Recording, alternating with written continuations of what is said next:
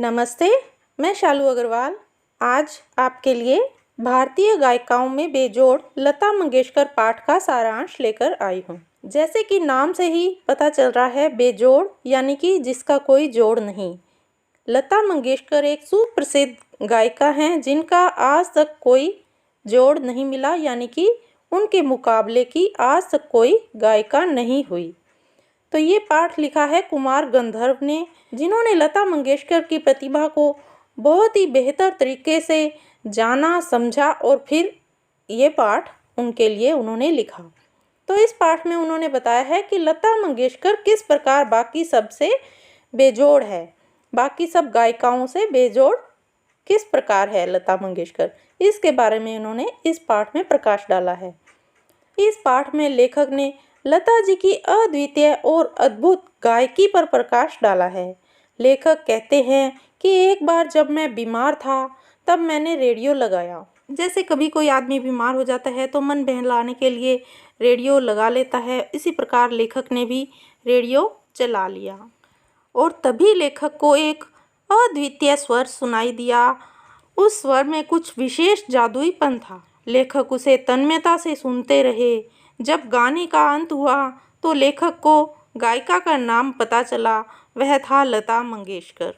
सुप्रसिद्ध गायक दीनानाथ मंगेशकर की बेटी लता मंगेशकर उनकी अजब गायकी का दूसरा ही स्वरूप लिए गा रही थी, जिससे कि लेखक मंत्रमुग्ध हो गए। तब से लेखक लता जी का गाना सुनते आ रहे हैं। लता से पहले एक गायिका थी नूरजहां, जिनका कि चित्रपट संगीत में अपना ज़माना था, यानी कि उनका नाम बहुत ही मशहूर था। फिल्मों में जो गाने गाने के लिए उनका नाम बहुत ज़्यादा मशहूर था। लेकिन बाद में क्या हुआ, लता जी आई और फिर उनसे वो आगे निकल गई। और जब भी कला के क्षेत्र में इस तरह का कुछ होता है तो ये कभी कभार ही देखने को मिलता है कि हम बाद में आए और पहले वाले पॉपुलर जो गायक हैं उनसे आगे निकल जाएं। तो लता जी इस तरह की गायिका है। एक और उदाहरण दे रहे हैं लेखक इसके बाद, जैसे कि सितार वादक थे विलायत खां, वो भी अपने पिता की तुलना में बहुत आगे निकल गए। उनके जो पिता थे वो भी जो है बहुत ही मशहूर सितार वादक थे, लेकिन विलायत खां अपने पिता की तुलना में और भी आगे निकल गए।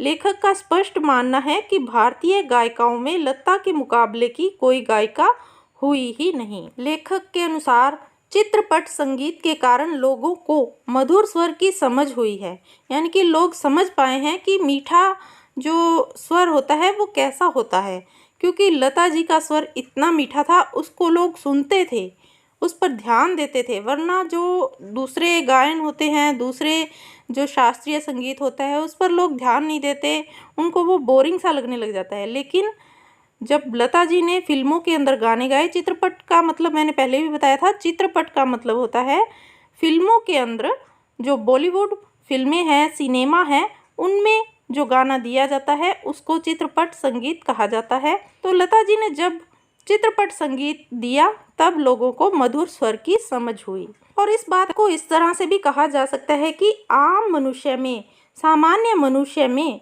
संगीत विषयक अभिरुचि पैदा करने में लता जी का बहुत बड़ा और बहुत ही महत्वपूर्ण योगदान है।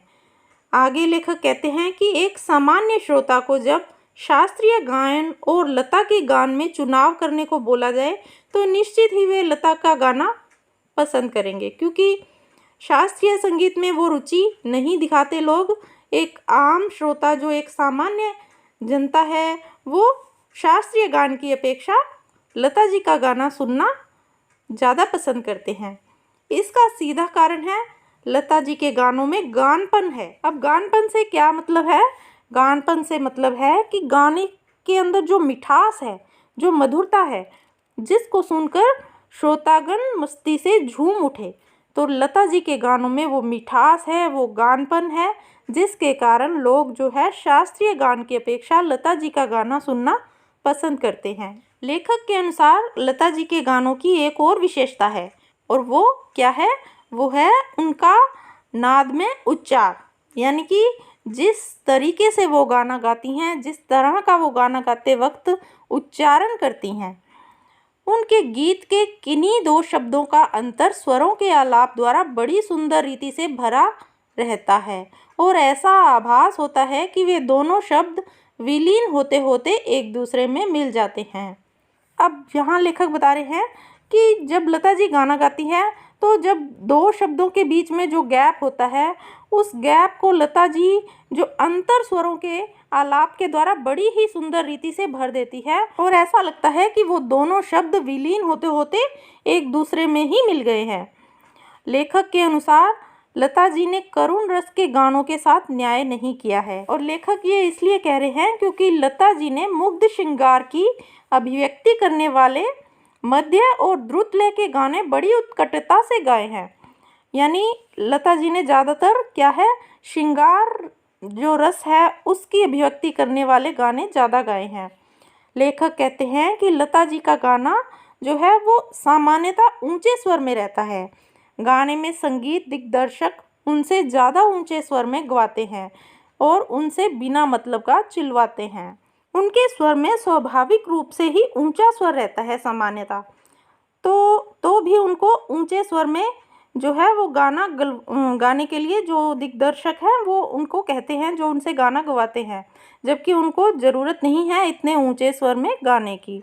लेखक के अनुसार शास्त्रीय संगीत की उत्तम जानकारी चित्रपट संगीत गाने वाले को होना जरूरी है और यह लता जी के पास निसंशय है। दोनों विधा के बीच कोई तुलना नहीं किया जा सकता है।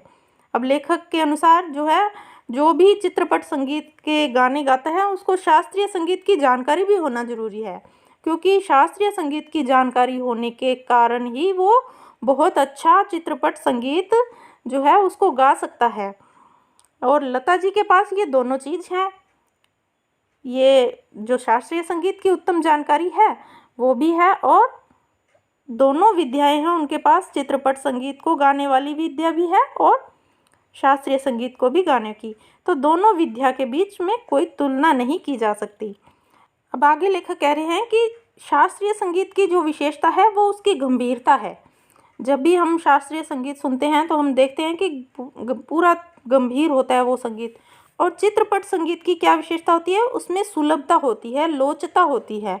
चित्रपट संगीत का ताल प्राथमिक अवस्था का ताल माना जाता है, जबकि शास्त्रीय संगीत में ताल अपने परिष्कृत रूप में पाया जाता है। यानी कि जो शुरुआती संगीत का ताल है वो चित्रपट संगीत में हमें देखने को मिलता है और जब वो पूरा परिष्कृत रूप में आ जाता है तो वो शास्त्रीय संगीत होता है।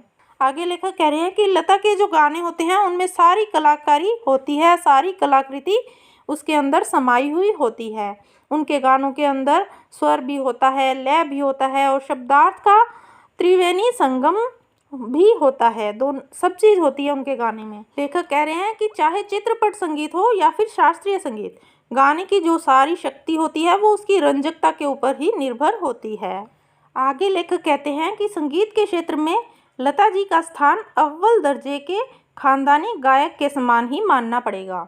यानी कि जो अव्वल दर्जे के खानदानी गायक होते हैं ना, उसके अंदर लता जी का जो है स्थान मानना पड़ेगा हमें। यह बात सच है कि हमारे शास्त्रीय गायक बड़े आत्म संतुष्ट मिजाज के हैं। संगीत के क्षेत्र में उनका अलग हुक्मशाही स्थापित है।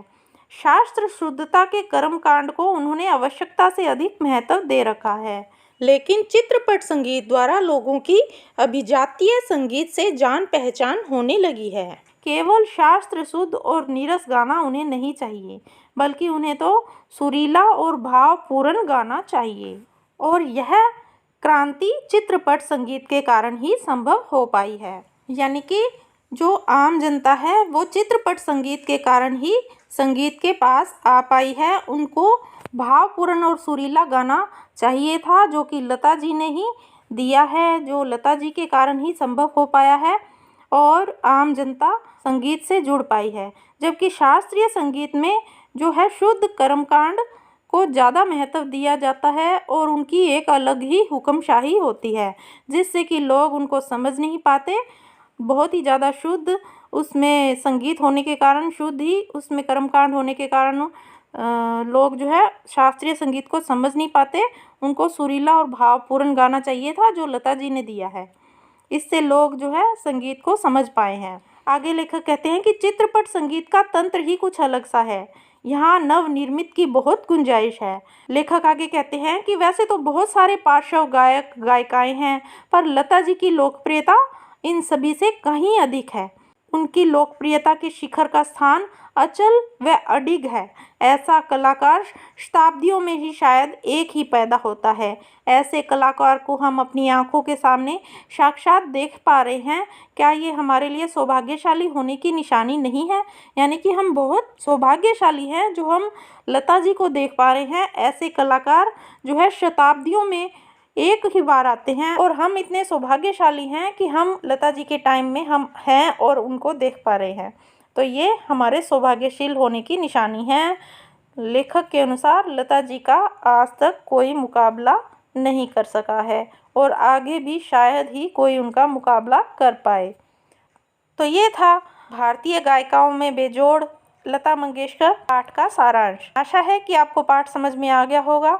अगर आपको ये वीडियो अच्छी लगी तो इसे लाइक कीजिए, शेयर कीजिए और मेरे चैनल को सब्सक्राइब करना ना भूलिए और पास में लगे बेल आइकन को भी दबा दें ताकि मेरे आने वाली सभी वीडियोस की नोटिफिकेशन आपको मिल जाए। धन्यवाद।